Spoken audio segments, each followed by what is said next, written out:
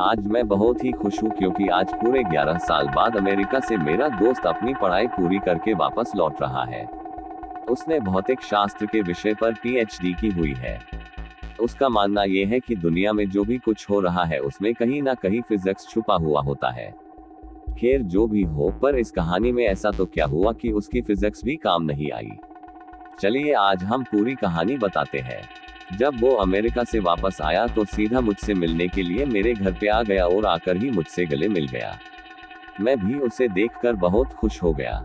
मैंने बोला, अरे शिवम, अमेरिका से कब लौटा? मुझे बताया भी नहीं। आज ही लौटा हूँ, तुम्हें सरप्राइज देना चाहता था इसीलिए मैंने तुम्हें नहीं बताया। और बता, क्या हाल चाल है? घर में सब कैसे हैं? मैंने कहा, सब बढ़िया है और घर में भी सब अच्छे हैं।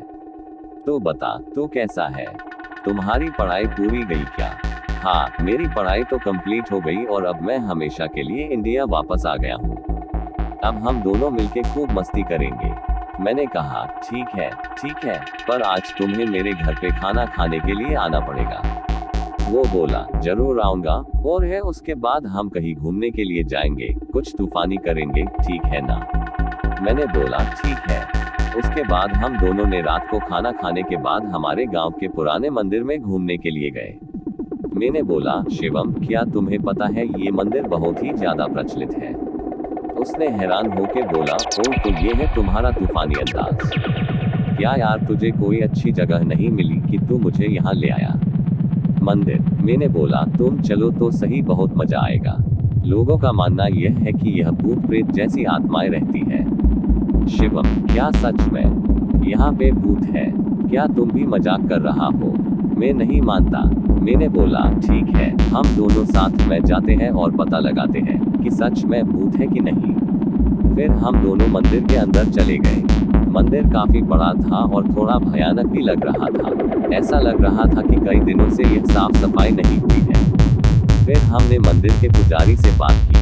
पंडित जी, हमने सुना है कि यहाँ आसपास कोई भूत का निवास है, क्या ये बात सही है? ये सुनकर वो पुजारी हमको घूरने लगा और बोला, चले जाओ यहाँ से, ये जगह तुम्हारे लिए सही नहीं है। मैंने बोला, क्यों पंडित जी? पंडित जी, आओ मेरे साथ, मैं आपको बताता हूँ। इतना कह के वो हमें एक कमरे में ले गया और हम जैसे ही अंदर गए तो वो पुजारी ने बाहर से उस कमरे को लॉक कर दिया। ये देखकर मैं और मेरा दोस्त शिवम घबरा गए। वहां पे अंदर जाके देखा तो हमारे तो होश ही उड़ गए। वहां उस रूम के अंदर कई सारे कंकड़ और हाड़पिंजर पड़े थे और बहुत ज्यादा गंदी बास आ रही थी। उतने में ही पीछे से दो बड़े और भयानक दिखने वाले आदमी आए। उन्हें देखकर ऐसा लग रहा था कि वो कोई साधारण इंसान नहीं बल्कि मांस और खून पीने वाले नरभक्षी हैं। ये सब देखकर हम बहुत डर गए। हमने तो मान ही लिया था कि अब हम जिंदा नहीं बचेंगे। फिर उन दोनों ने हमें कस के पकड़ा और हमें एक कोने में गए। फिर हम दोनों बहुत चिल्लाए, बचाओ बचाओ, लेकिन कोई बचाने के लिए नहीं आया। इतने में ही वो पंडित जी एक बड़ी चमत्कारिक तलवार लेकर हमारे रूम में आए। फिर उन तीनों ने रूम में आग लगा के मंत्रोच्चार करना शुरू कर दिया। हमने ये सब देखकर डर के मारे और ज्यादा जोर जोर से चिल्लाने लगे। ठीक उसी समय किसी ने बाहर से हमारे रूम का दरवाजा खटखटाया। दरवाजे की खड़खड़ाहट सुनकर उन तीनों ने रूम की आग बुझा दी और दूसरे कमरे में चले गए। हमने तुरंत ही उठकर उस रूम का दरवाजा खोल दिया। दरवाजे के सामने उस मंदिर के ट्रस्टी और आसपास के रहने वाले लोग खड़े थे। हम कुछ बोले उससे पहले उन लोगों ने हमें धमकाना शुरू कर दिया। तुम दोनों कौन हो? यहाँ मंदिर में चोरी करने के लिए आए हो?